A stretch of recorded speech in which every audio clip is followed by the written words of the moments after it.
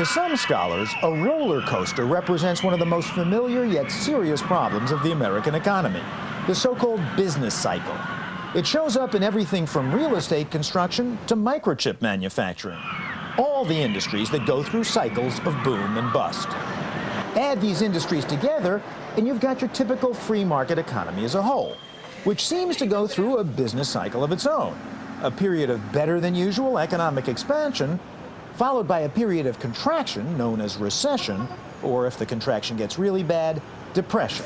The purpose of this game is to give you a feeling. We're at MIT's Sloan Business School, where Professor John Sterman is about to subject his students and me to an example of how markets tend to go through cycles in something he calls the beer game. So what we've done is created this simulated beer company, which you will manage over the next hour and a half. To experience firsthand the cycles in the beer game, I've joined one team competing against half a dozen others at different tables, 8 people per team. My team will win the game if we produce just the right amount of beer. If that is, we don't make too much or too little. The customer demand is on these decks of cards. So you're looking at the future here. Every team will be responding to the same exact retail orders for beer.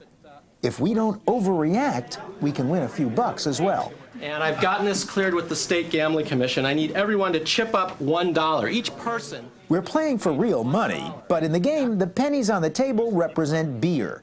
Each penny, a case of the stuff. You'll be filling orders by moving the pennies downstream. Each penny represents 1 case of beer. To follow closely, here's the game board for each team. The retailer sits on the left and gets 1 order each week. Retailers take the top card. Written on a yellow piece of paper. Next step, fill orders. Fill our orders. Fill your orders. The retailer then decides how much to order from the wholesaler to the right. You can order 0, you can order 1,000,000. It's up to you now. And jots it down on a white note. The wholesaler then writes down its order to the distributor, who scribbles an order to the factory. The smaller squares separating the different stages of the process each represent a week, since time is passing as the orders go down the line.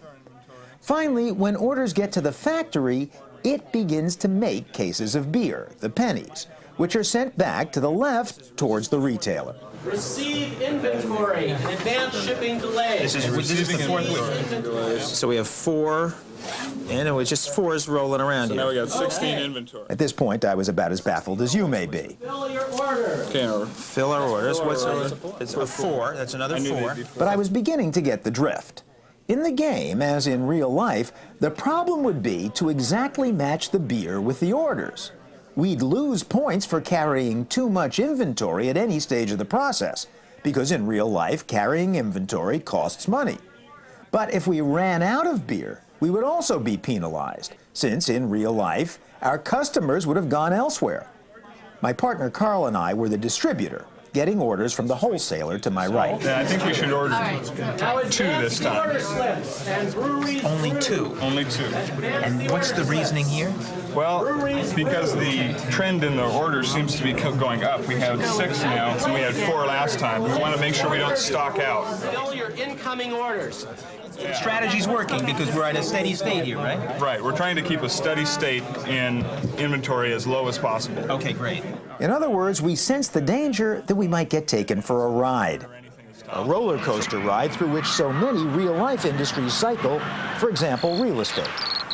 Coincidentally, this seaside condo complex was built on the site of an old roller coaster. Before ground was even broken, would-be buyers wanted in. So the phone would ring, and eventually we sat down. Within days, we sat in our offices and said, okay, how are we going to handle this? Well, we'll tell everybody if they're interested to send in a $5,000 check with their name. We'll give them a number and put them on the list. The next thing we know, within literally days and weeks, we had over 150 $5,000 checks sitting on the desk for units here at this particular project. Demand for new housing with a view seemed unlimited. Other developers jumped in, and a boom was born. I bought another 5 at 7/8. But it's not just industries that go through this phenomenon. Countries go through it with great regularity. Take the U.S. boom of the 1990s. The economy grew like mad, and almost everyone, it sometimes seemed, was making money on the stock market, including this cab driver.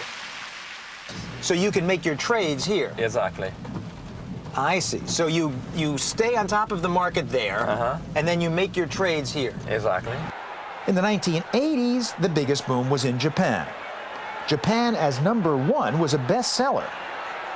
Japanese firms like Sony were expanding worldwide. How are you? From Alabama, Mr. Morito. We are so proud to have you, Mrs. Morito.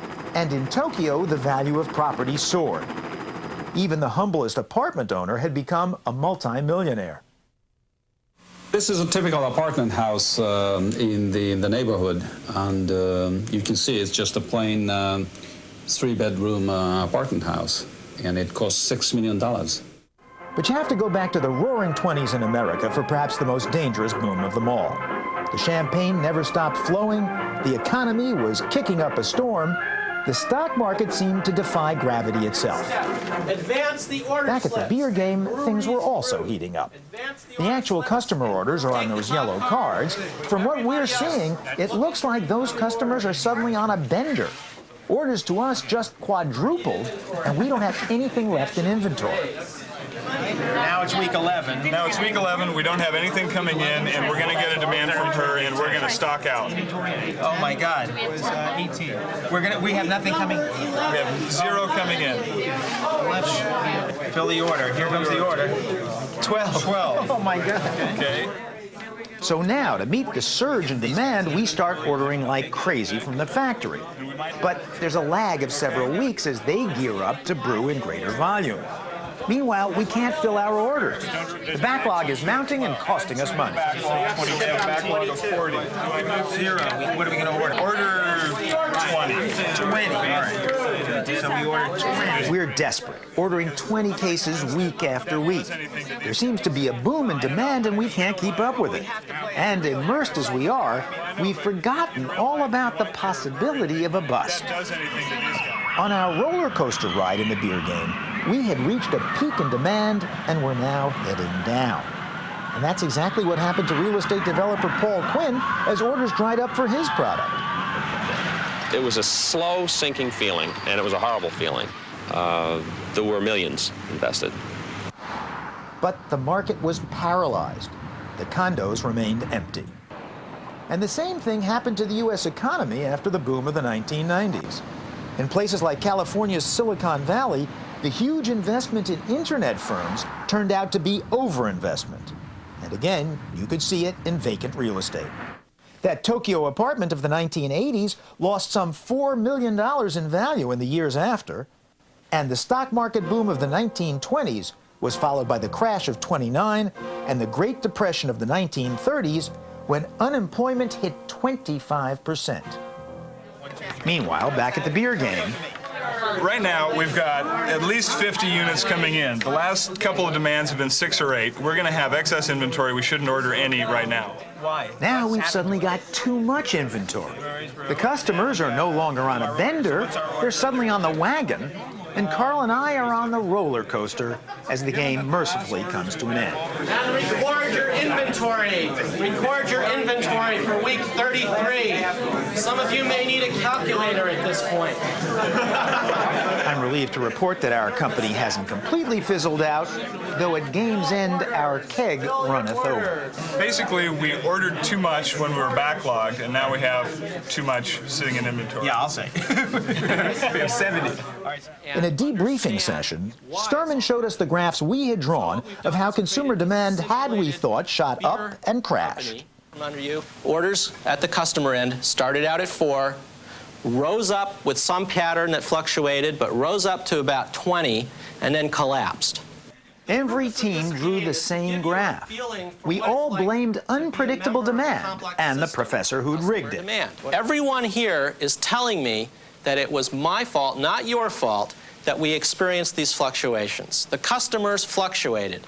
We just reacted to that. What's actually going on? During the game, only students in the role of retailer saw the customer's initial demand, as written by Professor Sturman on those yellow cards.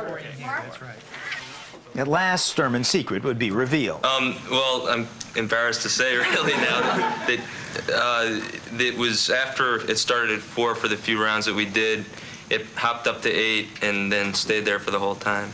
Right. It was 4 for the first 4 weeks. In week 5, customer orders jumped up to 8, and it was 8, 8, 8, 8. Yes, there was a rise in demand, but, and here's the moral of the story, we had created the cycle by overreacting every step of the way. Even the level-headed Keystone team overreacted, but less dramatically than the rest of us, and that's why Keystone won the game and the bankroll the class had wagered. Who's the Keystone treasurer? Okay, there you go. $68 is a meager return on the high-cost investment of attending MIT, but there was a priceless lesson here about the business cycle. It's not dead, and in the past, every time it's been reported as dead, it's resurfaced with a vengeance. For 200 years, the entire industrial era, business cycles have continued. They're not perfectly regular. We're not in a pendulum clock, but there's no reason to think that the business cycle has gone away.